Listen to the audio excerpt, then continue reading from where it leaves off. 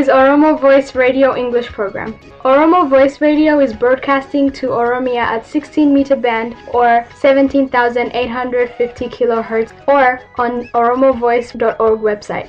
OVR broadcasts Oromia Insight program every Monday for 15 minutes at 7:15 p.m. Oromia local time. Welcome to Oromia Insight program.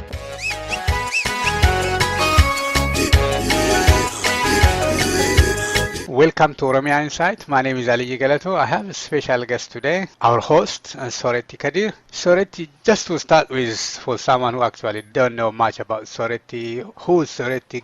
Give us your background, who you are. Okay, first of all, thank you for having me on the show.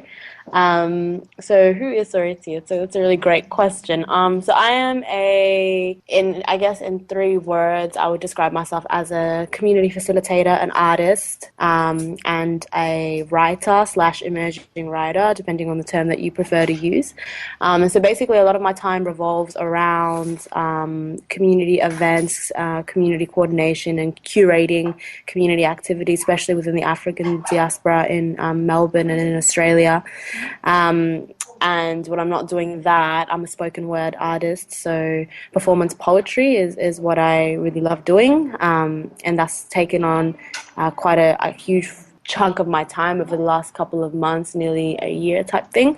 And when I'm not doing that, I'm writing. So those are the kind of 3 areas, and there are a lot of different little segments that come into those 3 areas, but broadly that's the best way to kind of describe me. So where did this come from? How you end up having all this? It looks like you are, I can sum it up, someone who actually creative, artist, wants something new, challenging stuff. Where all these things come from?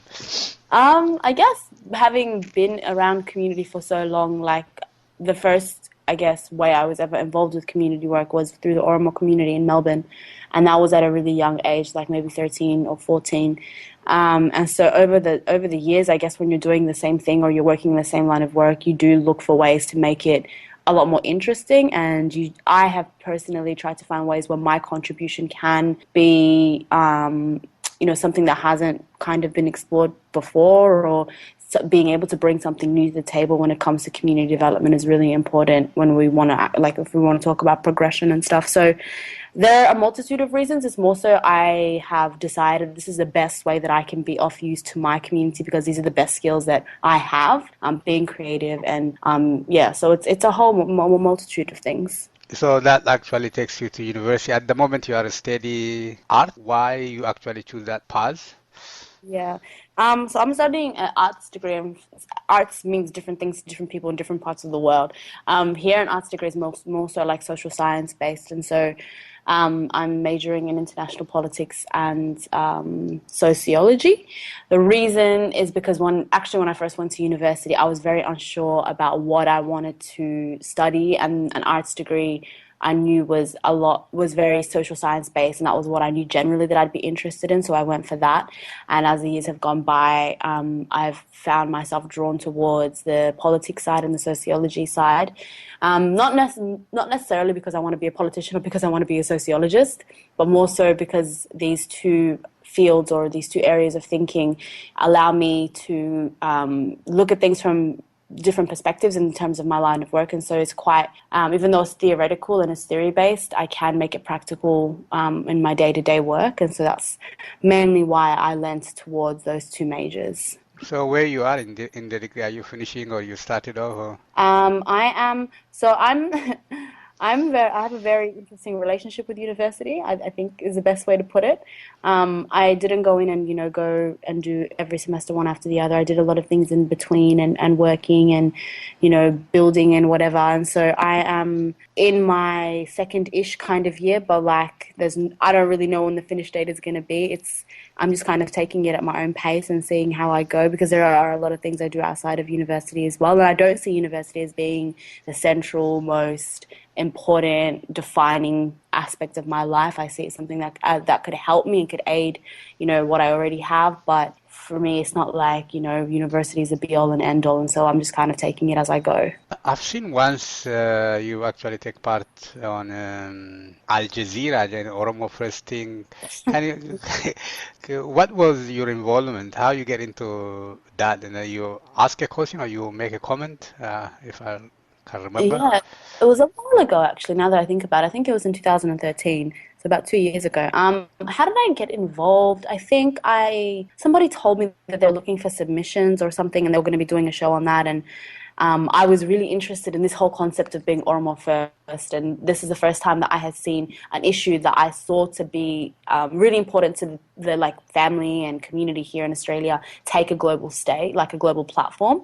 And so that was really exciting for me. And so I, was very keen to get involved. And so I think a couple of people sent submissions in, but I was really shocked when they did play mine, or when I found out that they did play mine.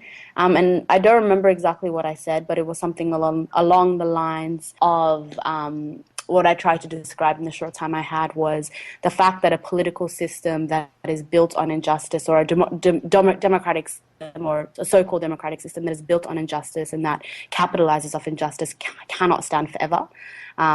It was basically what I said. I don't remember exactly how I said it. Well, Oromo was second. Why it is all of a sudden it's Oromo first came?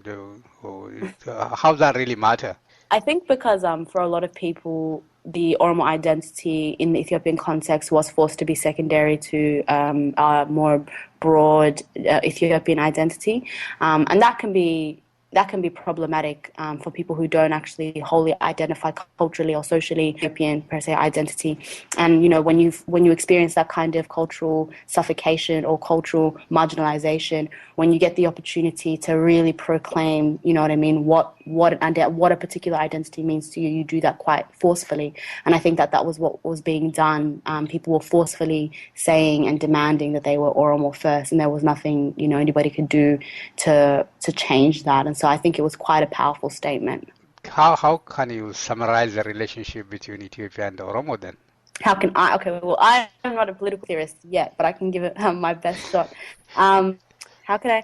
I think what from what I know and from what I understand and from what I've learned, both through the lived experiences that have been told to me by the community that I have in Melbourne, the Oromo community across the world, and also just from from my own understanding and research, the relationship is that Oromo people want some form of recognition or some form of self-determination, whether that takes the form of an independent country or, equal or representation in government, is undecided. And I'm not, going to talk about which is better because I don't know. But I think the question now is Oromo people wants to have a conversation and want to sit at the table with their government and with people that represent them and speak openly and honestly. And at the moment, for a long time, actually not at the moment, that hasn't been a possibility.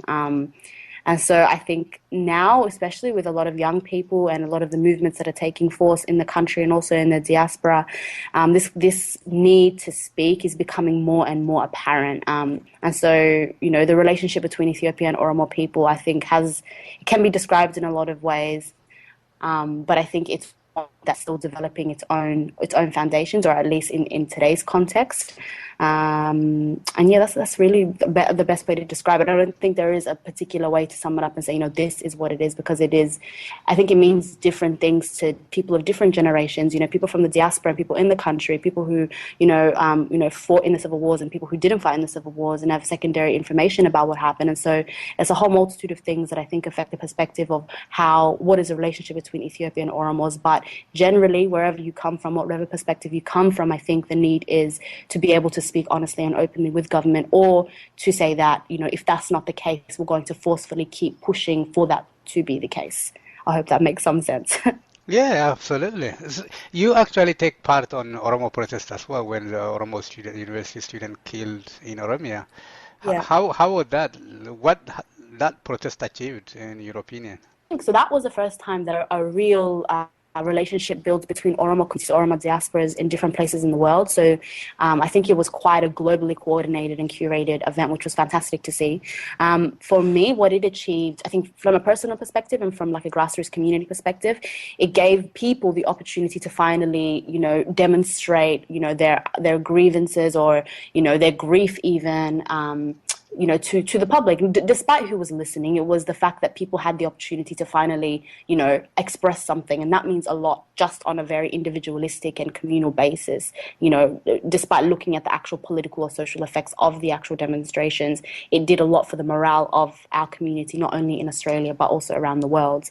In terms of looking at it from a more strategic, like what did the protests actually achieve? I think that they did raise a lot of awareness, especially the way that they were coordinated in Melbourne. It was quite an interactive kind of a protest. I mean, like we had the roses and we had those quotes on the roses, and people were handing out roses to the public, which was really beautiful. And so it did raise quite a lot of awareness. Also, the petition that went that we put up as well. That also galvanized a lot of support. And so even though I can't actually nominate one or two direct, effects of the protest, I think what it did was it did put pressure on, Ethiopian governmental forces and saying that the world is actually watching. And it wasn't too far away from, the Al Jazeera segment on being Oromo first or concept of Oromo, Oromia. And so I think it was the next step in a global campaign that was building and building and building, and that's still continuing to build today. So I think all of these, even though we might not see direct impact today, we may see in the next couple of years as we continue to build this kind of momentum. You were the MC for Federation Square as well.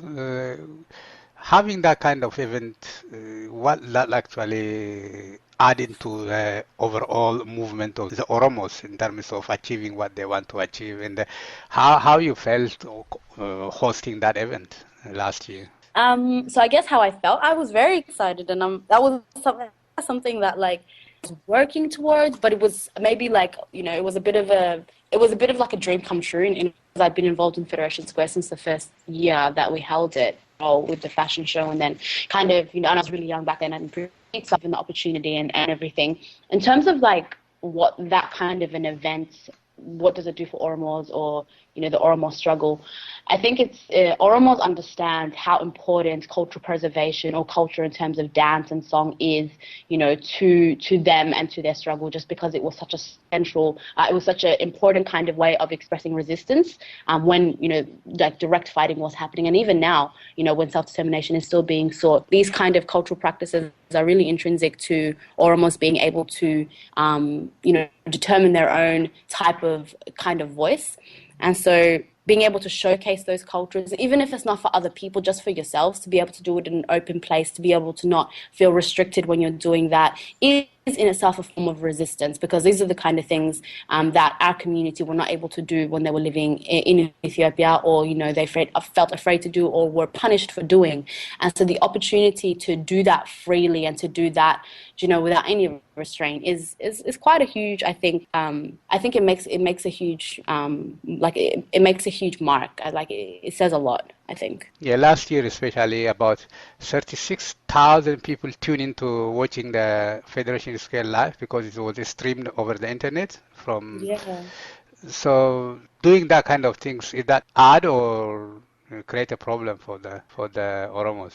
No, definitely is something that we should continue to do. And it's going back to what I was talking about in the Oromo protests, when we were coordinating the protests in the diaspora communities. That was the first time that I saw our communities who live in different countries, work together and communicate. And so that builds power. And so doing things like streaming Federation Square, which is already renowned amongst Oromo communities around the world as being quite like a momentous occasion, and people know that Federation Square is always huge in Melbourne, and so them getting the opportunity to almost indirectly participate in that is a really huge success on, I guess, the festival's behalf, and how far the festival has gone, and almost the fact that it's become tradition amongst Oromos, not just in Melbourne, but like around the world. And for them to be able to see that is, I think, fantastic. This interview will continue next week.